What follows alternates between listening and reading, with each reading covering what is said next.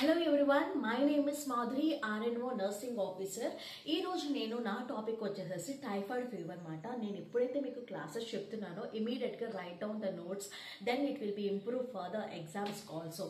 And typhoid fever అనేది మనకి అసలు ఎలాంటిది ఉంటుంది అని అంటే, సాల్మొనెల్లా టైఫీ అనేది ఒక బ్యాక్టీరియల్ ఇన్ఫెక్షన్ అనేది మన బాడీలోకి ఎంటర్ అవుతుంది. ఆ బ్యాక్టీరియల్ ఇన్ఫెక్షన్ అసలు ఎలా వస్తుంది, ఎక్కడ ఎఫెక్ట్ అవుతుంది అంటే ఇంటెస్టైన్స్ అలాగే బ్లడ్ స్ట్రీమ్ లోకి ఇది వెళ్ళి మన బాడీ ఎంటైర్ బాడీని వీక్ గా చేసేస్తుందండి. ఇది salmonella typhi. It is bacterial infection. It will B effects mainly the intestine and the blood stream. And main గా ఎందుకు వస్తుంది? Poor sanitation. ఎవరైతే కనుక మెయింటెనెన్స్ అయితే ఏమీ బాగోలేదు, poor hygiene and drinking water ఎక్కడ పడితే అక్కడ వాటర్ తాగేస్తూ ఉంటాం, అసలు వాళ్ళు ప్యూరిఫై చేశారో లేదో కూడా తెలియదు. అలాంటప్పుడు కూడా మనకి బ్యాక్టీరియల్ ఇన్ఫెక్షన్ అనేది మన బాడీలోకి వెళ్తుందన్నమాట. మీరు చూసారా, ఊర్లోకి వెళ్తే మనకి ఆటోమేటిక్గా మన బాడీ రియాక్షన్ అనేది చేంజ్ అవుతూ ఉంటుంది. మనం అక్కడ కండిషన్కి మనం అడ్జస్ట్ అవ్వలేము. దానివల్ల కూడా మనకి టైఫాయిడ్ అనేది ఇంక్రీజ్ అవుతుంది. ప్రతి ఒక్క పర్సన్లో టైఫాయిడ్ అనేది ఉంటుంది. కాకపోతే మనం చేసే కొన్ని పనుల వల్ల అది రేజ్ అవుతూ ఉంటుంది. అసలు మీకు టైఫాయిడ్ వచ్చినప్పుడు మీకు ఎలా అనిపిస్తుంది?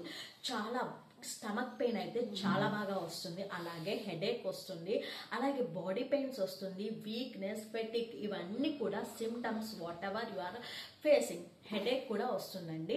మీరు ఇమీడియట్ గా డయాగ్నోసిస్ అనేది చేయాలి. అలాగే యాంటీబయాటిక్స్ అనేవి స్టార్ట్ చేసేయాలి. అసలు టైఫాయిడ్ ఫీవర్ అనేది ఇంటర్మీడియట్ గా వస్తూ ఉంటుంది. 3 days అవ్వడా సరే మీకు తగ్గలేదు అంటే గనక, అంటే నైట్ పూట రావడం అనేది జరుగుతుంటే గనక మీరు ఇమీడియట్ గా డాక్టర్ని అయితే సంప్రదించాలి. మీరు చేయాల్సిన మేనేజ్మెంట్, మీరు టైఫాయిడ్ ఫీవర్ నుంచి తగ్గించుకోవాలి అంటే గనక మీరు చేయాల్సిన పని ఏంటంటే పర్సనల్ హైజీన్, హాట్ వాటర్ తాగుతూ ఉండాలి.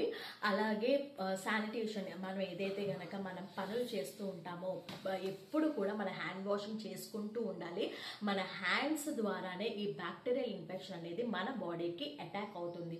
కాబట్టి మీరు first of all hand wash చేసుకోవాలి. ఎటువంటి ఏదైనా సరే ఫస్ట్ మీరు హ్యాండ్ వాష్ చేసుకొని మీ పనులు అయితే మొదలు పెడుతూ ఉండాలన్నమాట. మరి ఈ టైఫాయిడ్ ఫీవర్ని మీరు తగ్గిస్తూ ఉంటారా? నాకైతే డబల్ టైఫాయిడ్, త్రిబుల్ టైఫాయిడ్, అన్ని టైఫాయిడ్లు వచ్చేసినాయి అండి. దీన్ని నాకు లివర్ ప్రాబ్లం కూడా వచ్చేసింది.